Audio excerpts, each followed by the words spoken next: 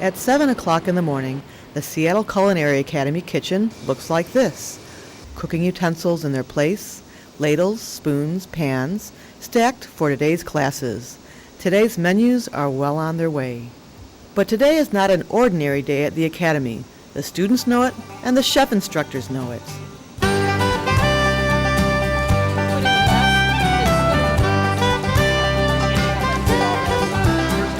So what has changed? The Seattle Culinary Academy has changed.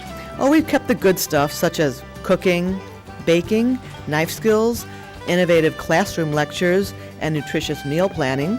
But we've also added another layer of excellence. We call it Sustainable Food System Practices. The dots on the new roadmap begin here with our chef instructors. And those dots lead right here, 40 miles north of the Culinary Academy, LaConner Flats, right in the heart of Skagit Valley.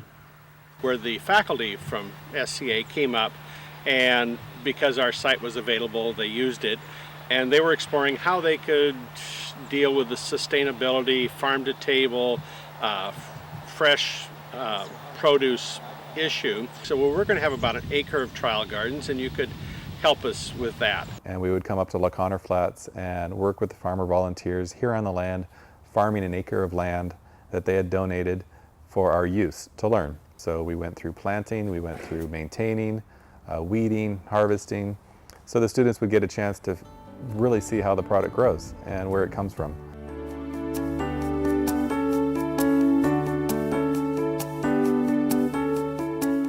We call it farm-to-table sustainability.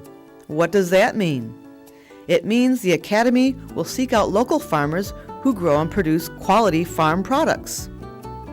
It means the Academy will use a growing season calendar to take advantage of optimum harvest and product freshness. It means the Academy will teach environmental awareness. Best of all, it means Academy students will get their hands dirty and work more closely with area farmers to learn valuable garden practices from seed to harvest. Last June, our students took the short bus trip north to the fertile grounds of the Skagit Valley. There was an unmistakable excitement. And there was an excitement for me too, and for the other faculty members, because no one had done it before. And to my knowledge, we're the first culinary school in the nation that's doing something like this. An hour later, the students were standing in front of an acre of farmland.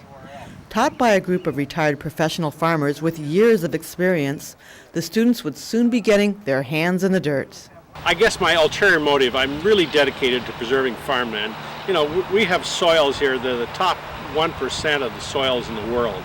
And it is threatened by development, by housing, by retail and commercial businesses. The alternatives for farming is development. And development is really a bad thing to think about.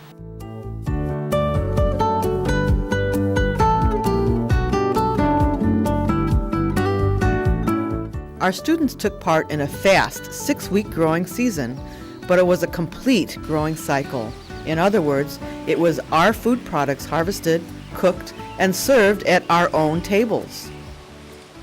The real value is in seeing how much better produce you can get by selecting varieties and working with the grower than you can just go picking it off the shelf or ordering it sight unseen. You're out there and you're able to take something that you just picked fresh 3 seconds ago and put that in your mouth, there's a very different flavor. I think it's also psychological that you know that it's organic. That whole term means there weren't any pesticides added to it.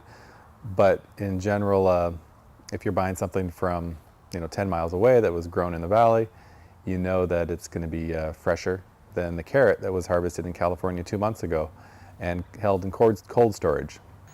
That is precisely what the Seattle Culinary Academy was looking for.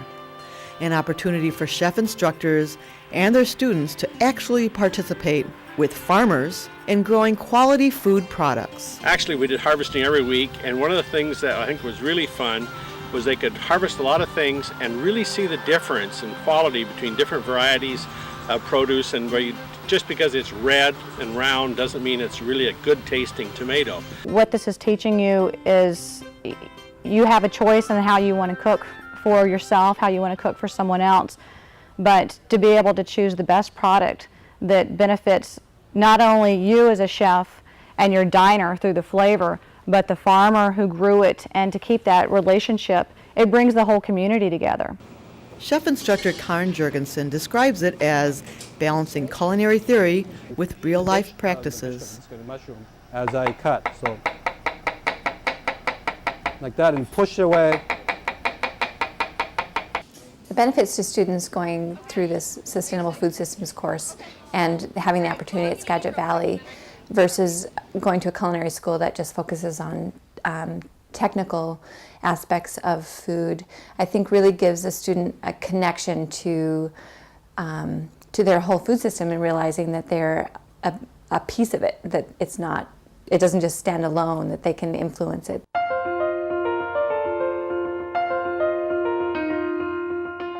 Real-life practices include limited pesticides, environmental awareness, buying locally grown farm products from local farmers and small producers, recycling and composting, organic and healthier food choices, economic and social concerns, and sustainable foods practices. If we don't go direct market, there's not much of a chance, in my opinion, that there'll be a future for agriculture here. Buying local food can often be more nutritious than food that travels from a long distance, partly because it's picked more at the peak of its ripeness versus before it's ripe. In Seattle, there's definitely a movement for people wanting to know where their product comes from.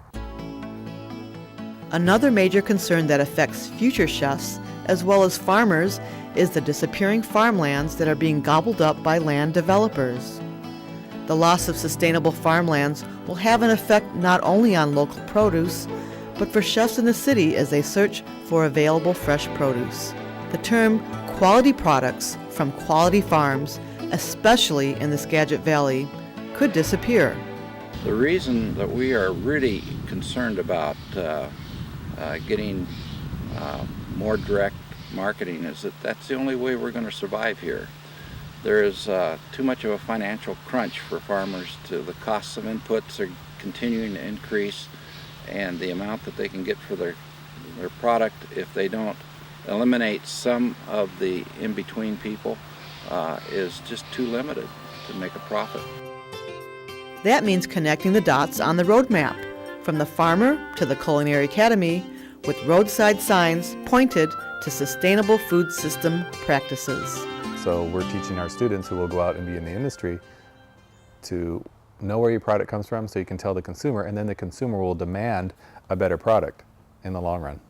Well, one of the reasons that I find a program like this so important is when I was currently a culinary student, I had a party in my backyard with my classmates, and I was growing broccoli back there. And one of my friends looked over and said, "What is that?" And to me, broccoli looks just like broccoli. And she said, I can't believe that I'm going to be a chef and I can't recognize what food looks like growing in the fields. And those roadside dots also lead to Seattle, to a vacant lot across the street from the Seattle Culinary Academy. These are preliminary plans for the building of a new greenhouse. Our students will learn and use the same sustainable practices here that they learned in the Skagit Valley. Herbs and vegetables will be grown and harvested daily and used in their daily menus. And we should have produce ready to go for next summer. the summer of 2007, which is very, very exciting. So it'll be just really be neat to introduce our students to this concept of walking across the street, planting a seed, watching it grow, take care of it, nurture it, harvest it, bring it back to the kitchen, prepare it into something beautiful and delicious, and then serve it to our guests. So we're trying to introduce this whole concept of seed to plate. And for a culinary student and a future chef to see that is pretty cool.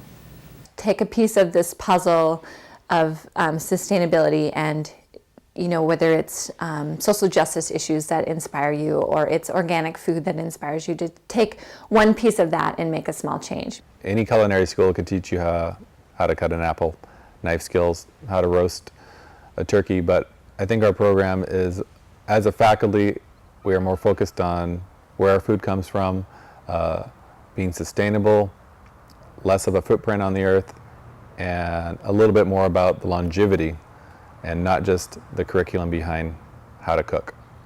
We ourselves as a catalyst in this whole process. We practice what we preach. You know, our mission statement has always charged us with providing an innovative learning environment and excellent culinary skills. We've just added another layer to it. We're asking our students to care about the health of the environment. And you know, you can't just tell them to care. You have to help them understand why they should care. You know, the younger generation suffers a little bit from an environmental disconnect. And we feel we can undo that disconnect by getting them into nature. We feel very strongly that we need to not only make sure that our students have great culinary skills, but by providing them with this added layer of awareness and knowledge about the environment, that our restaurant community will see these as ideal people to hire.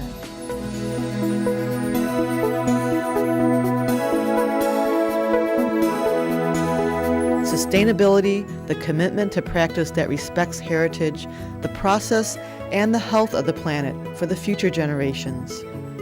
The new mission not only establishes excellence in culinary and baking careers, it fosters better stewardship of the environment. And that's what makes the Seattle Culinary Academy not only the best in the city, it's quite possibly the best in the country.